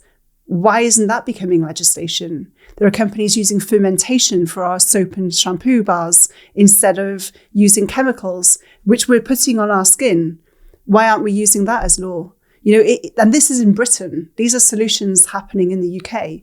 So I do get a little bit of ranty about it because we, as you said, we as consumers are carrying the guilt of, oh, I've got 5 plastic bags. Look at me, bad Kate. Forgetting that the government could, with one piece of paper, change that and make it a lot easier. Yeah, I guess it's all to do with companies that are producing the plastic and the power that they hold, which is a whole other topic, I'm sure. I'm sure there's some lobbying going on in governments that keep plastics cheap and accessible to us all. These forever projects are not really things that we need in our lives because we don't live forever.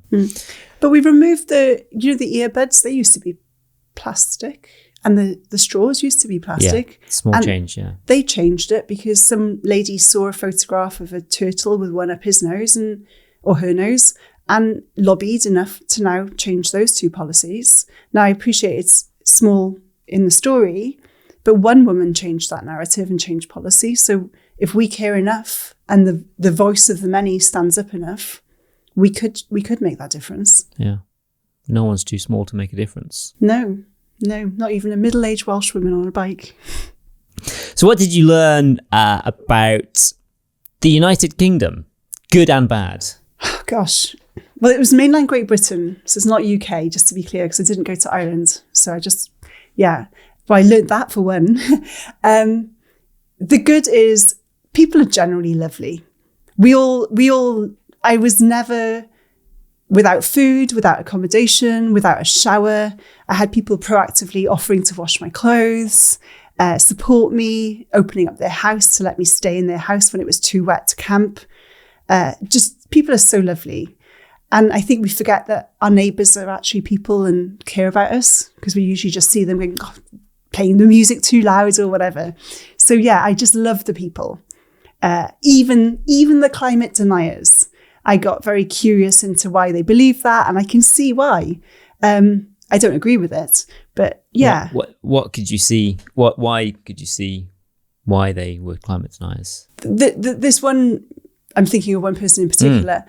It was from a mining area, and they lost their family, and their community was impacted quite heavily when the mines were closed. And he still carried that annoyance that his lifestyle went through hardship because of certain decisions. And I know it was not even climate related, but he had collapsed the two stories together. And I could just see that he was hurting and hadn't fully processed evolution. We like it the old way. Why did it have to change? I'm just going to resist change and resist anything that is forcing it. So climate was a resistance. And so, yeah, I could see the pain that he was carrying from his community that never fully regained control. But I can also see it happening in fishing villages. Like Grimsby is really going through a hard time because the fishing numbers are depleting. So, and I can feel it in the North Walian farmers as well, that the less we drink dairy and eat meat, and there's more pressure on them to change, that they're now being challenged in how they farm, and they're being seen as the bad guys. They're not. Neither are the fishermen. But we do need to evolve, we need to adapt, and we need to change. So they're not resistant to climate. It's just easier to say they don't believe in that than actually address that maybe what they're doing needs to be evolved. So that was quite an interesting one for me to see, and see that we had a lot of things in common, even though from the outset I probably would have said he's not my type of person. Yeah, I've been learning this recently, and the impacts that change has across the board. So we could say, yes, let's make a change to our diets. But overnight, if everyone did make that change, it's not addressing the impact it has on the welfare of people who've been using that as a business for decades, and for families for centuries, perhaps, whether that's in animal agriculture, in different types of farming, or in fishing villages as well. It's a really complex system. And I think this is why I'm realizing that rather to try and be the person who is on one end of the spectrum, just try and meet people in the middle and develop these conversations now that can say, yes, okay, I have these views, but I also understand your views. And so, I also really have a hatred to the word vegan, because I think it's just it's on one end of the spectrum. And I've never really personally identified that, but I use that word a lot to describe the diet that I eat.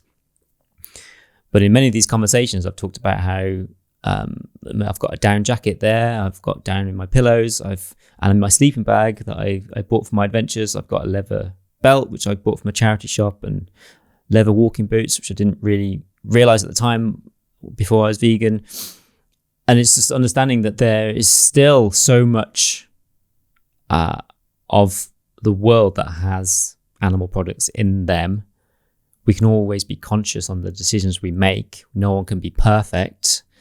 And although maybe my direction has changed slightly, I still have to understand that there's people out there who are doing the same things that I was doing for the first 20 odd years of my life when I didn't have a care for any of this stuff. Yeah, I agree. I used the word vegan.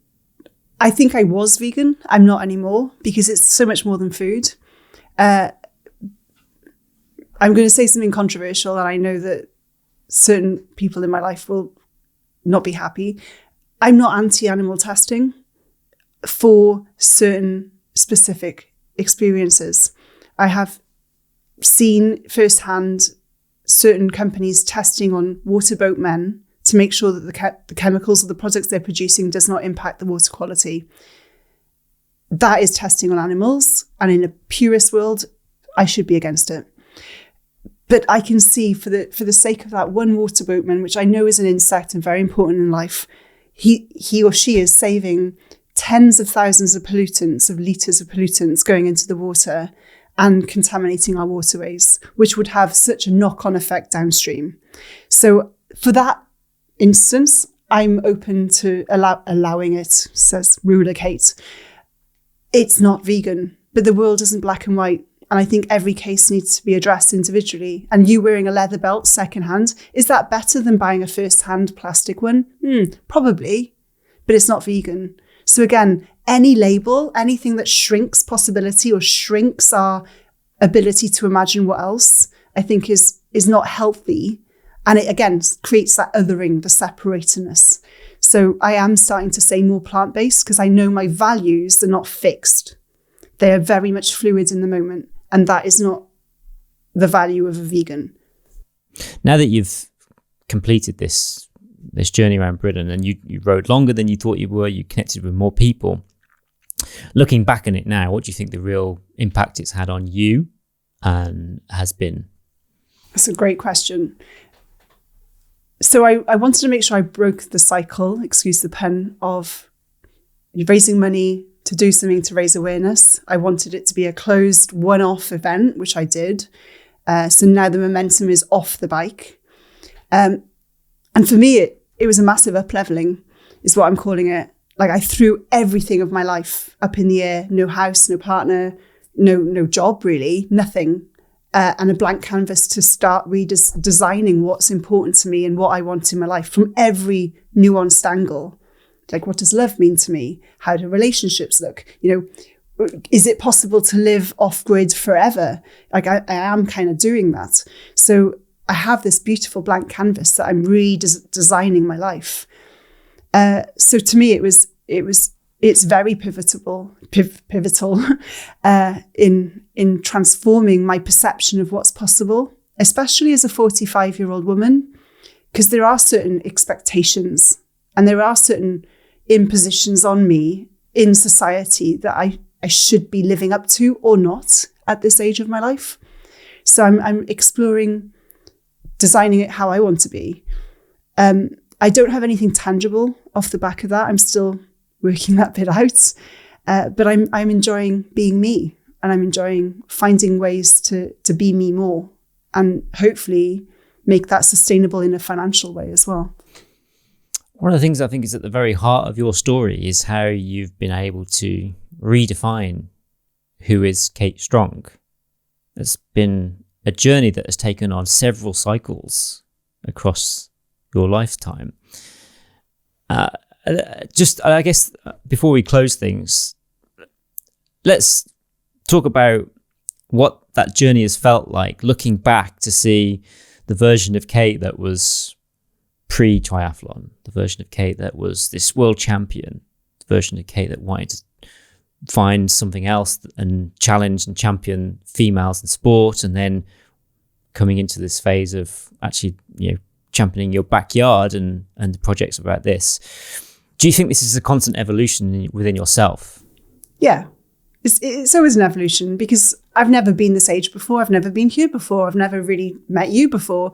Things are always changing and shifting. And I think every day will be a learning day until the day we die. And that's another learn, because we don't really know what happens after that either. So I think there needs to be an evolution, because the terrain, the interactions, and even myself are so different every single day.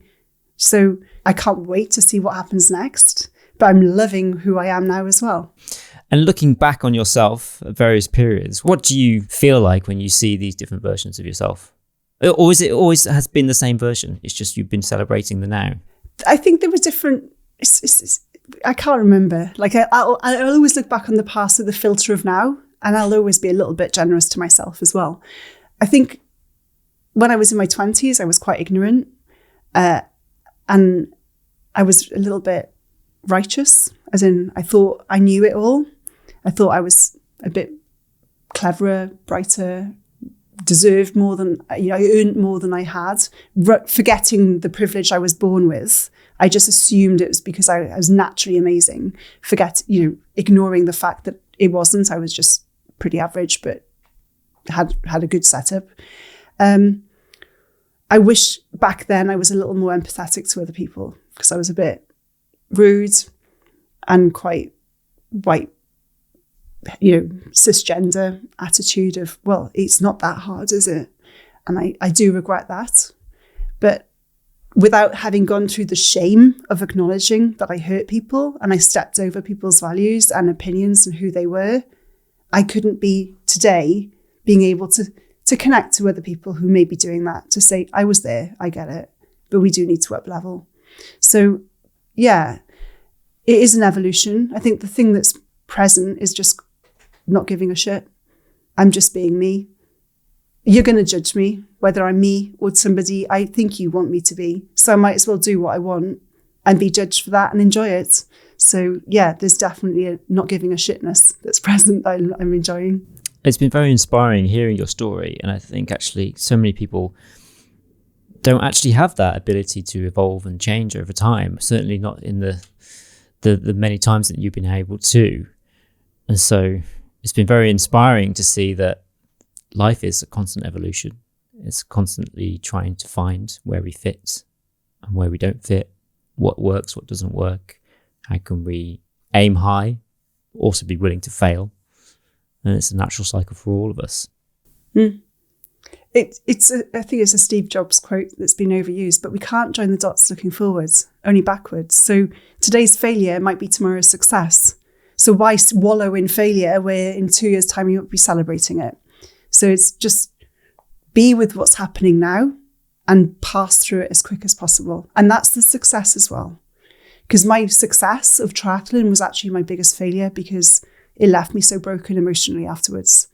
And I never thought that was possible. Yet the brokenness created the strength that I grew from. So, it's a paradox. I think that's a great place to leave it. Thank you very much, Kate, for inviting me in and sharing an incredible story. Thank you. My pleasure. Thanks so much for tuning in. If you want to find out more information about any of the guests, please check out the show notes, where you will also find links to things mentioned in the conversations.